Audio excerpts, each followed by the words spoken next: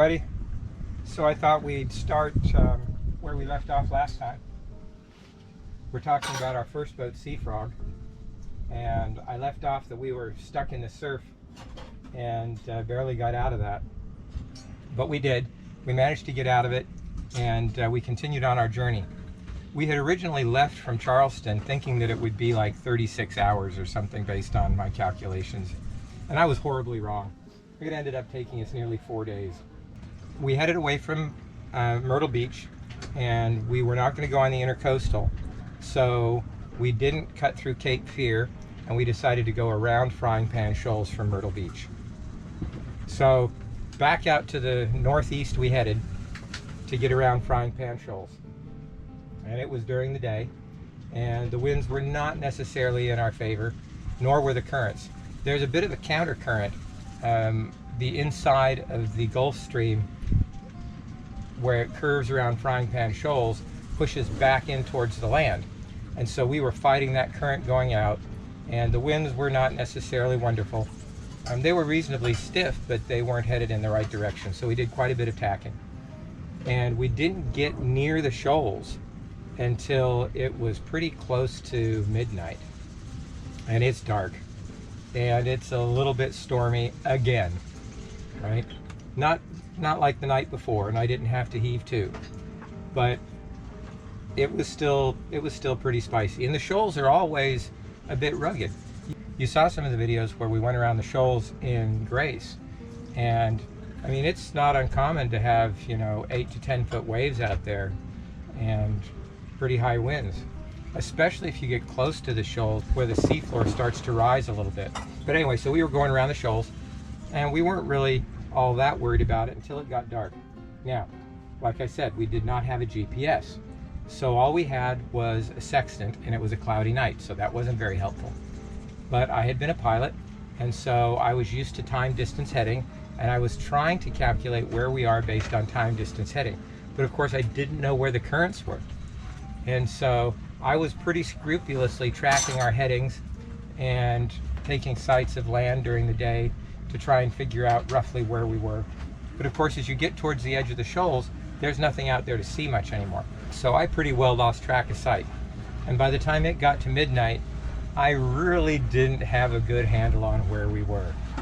And so it's stormy, and we're out there, and I can see this light. And I'm hollering down to Hannah, who's inside, and she's looking at the map, and we're trying to figure out the lights, because we can see lights on shore, especially with the binoculars. We can see some of the lights on shore. And so I'm trying to describe the lights, and she's looking for landmarks on the map that might indicate where we were. And she's down there saying, "Stay away from the light, stay away from the light." And I said, "Where is the light?" She says, "I don't care, stay away from it." Of course, there's a lighthouse out there that's marking the shoals. And so we didn't know exactly how far we were from this light, because you see at night, when you see a single point of light out there, you can't tell how far away that light is. And you're moving up and down, and so the light's moving, and you're trying to figure this out. And it's not like you have 2 or 3 lights that you can play parallax with, so we were just trying to stay away from the light. And so every time we started heading towards the light, I'd head farther out to sea, someplace else, the other direction, which of course made my navigation even worse.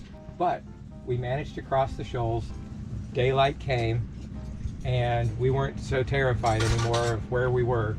It's probably lucky that we didn't run aground, because when I look back on it now, we were probably pretty close to land, much closer than I wanted to be. And the waves were pretty bad out there at night. I couldn't see the waves. So the odd thing is, when it's completely black out like that, you can't see the waves anymore. So it's just random. All of a sudden a wave comes over the side, or all of a sudden you're going down and then you're going up, and you don't know why. It's very confusing. And you're trying to steer a heading, and you're only looking at your compass. And of course the compass is swinging not only with the direction that you're turning, but also as the boat rocks. That makes the compass swing. So I was probably lucky to stay within 20 degrees of where I wanted to be, if not 30. I'd be heading north one minute, and I'd be heading east the next minute. And I was trying to keep ahead of this in my mind to try and say, okay, we're generally heading northeast, But we made it around the shoals, and daylight arose, and we were much relieved as soon as we got the first break of daylight coming, and it was pretty early in the morning, but we could start seeing again, and I didn't see any land, and I was so pleased that I didn't see any land, you know. And we started heading our way towards Beaufort. And I didn't know exactly where Beaufort was because I didn't know exactly where I was. I tried to take a sun sight at that point later on in the day to try and figure out where we were, and I plotted some kind of point on the map. Lord knows if I was even close, you know. But we started turning back to the northwest and back more westerly to head in towards land. And I kind of figured once I see the land, I'll just sort of follow the land north until I find an inlet. And so that's what we did. We just headed until we could see land, and then we turned along the coastline and we just sort of followed it into Beaufort. And when we finally arrived at Beaufort, and it was not that same day. Like I said, the winds were not particularly favorable. I was doing a lot of tacking. And so when we pulled into Beaufort, we were really, really bedraggled. What we thought was going to be a 36-hour trip took us 4 days. And looking back on that now, I think, well, that's actually not too unrealistic. Yeah, you got a day from Beaufort to the Shoals, and you got a day from Shoals to the Myrtle Beach area, and you got another day onto Charleston. So it wasn't that bad. But of course, I was just looking at basic time distance heading, and I was figuring I was going to make 5 knots, and I was going to make 5 knots the whole way. Well, by the time you tack back and forth, your real headway is only like 2 knots or 3 knots, especially if you're heading against the wind. So we showed up quite a bit late after like 4 days, and we pulled into Beaufort completely bedraggled, completely tired. I hadn't slept. There was no autopilot. We didn't have wind vane steering, like I said before, so I was on the wheel 24/7. And Hannah could take the wheel for short periods while I had to go to the bathroom or something, but it wasn't like I could go downstairs and take a nap for an hour or two. So I'd been up the whole time. I was nearly hallucinating. And we pulled into Beaufort, and of course the inlet was terrible. We didn't come in with the proper tide. The tide was going out, the wind was blowing us in, and the waves were all stacked up. And we didn't have really good charts of the bottom. All I had was NOAA maps.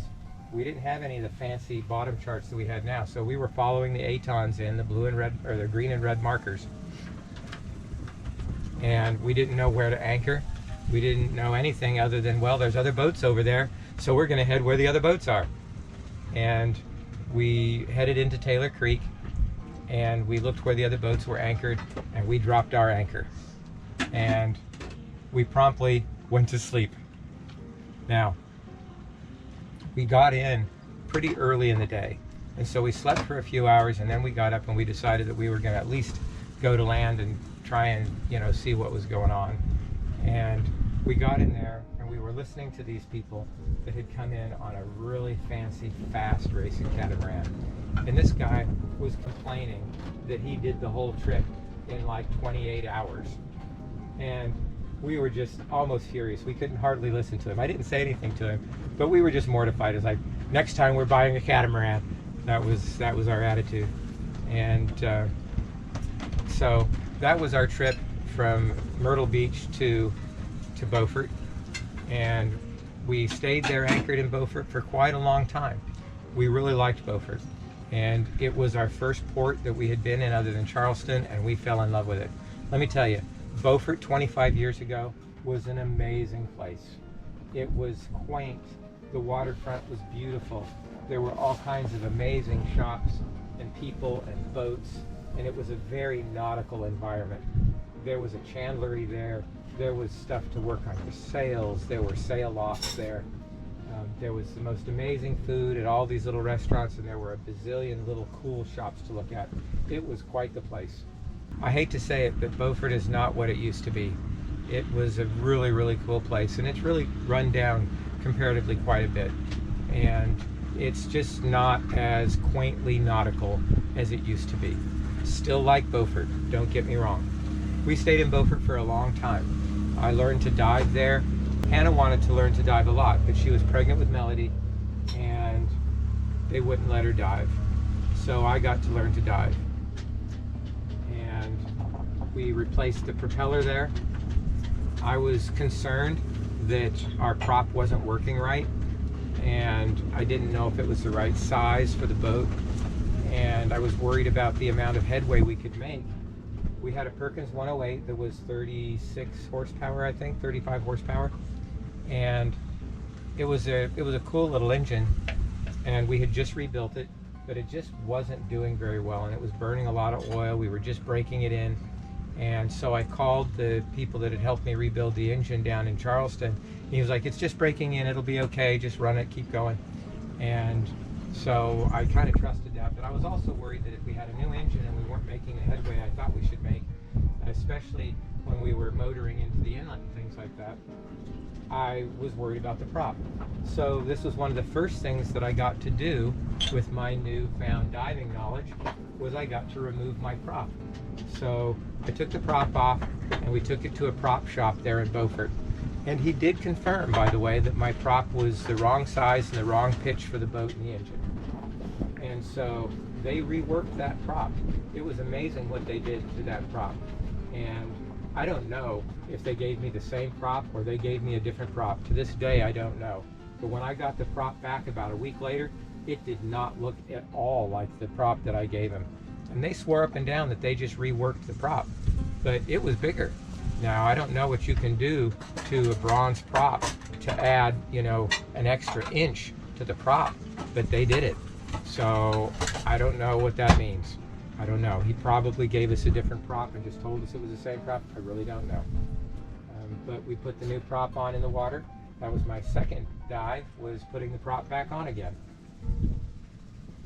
Then my third dive, we met this couple. No, that was later. That was later. That was up in the Chesapeake. So my next dive, I'm going to have to tell you about later, because that's another part of the trip.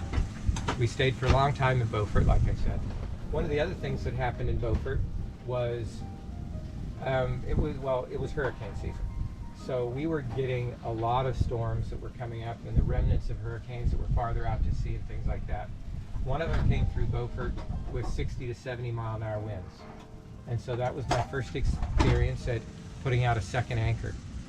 And the storm came at night, and we were at anchor, and I don't know why I woke up. I don't know if the boat was just rocking funny, but I woke up with an odd feeling, and I went outside to look, and I poked my head out and I looked around. I couldn't see very much because it was like 2 in the morning, and all of a sudden I realized that there was a boat that was like a foot away from us. I was like, oh my gosh, I've dragged the anchor. And so we ran down there really quick, and I put it in gear, and we started pulling against the wind. And I drove the boat for probably 2 hours against the storm, you know, just trying to keep up with our drift so that I could keep us into the wind and in the position I wanted. And so we sailed from like 2 in the morning until sunrise, until the storm was gone. And then we put out a second anchor. And then I noticed that a lot of other people had second anchors out as well. So I realized the value of a second anchor. And we put the second anchor out off the stern, which in retrospect was probably not the best idea, but it did hold us steady.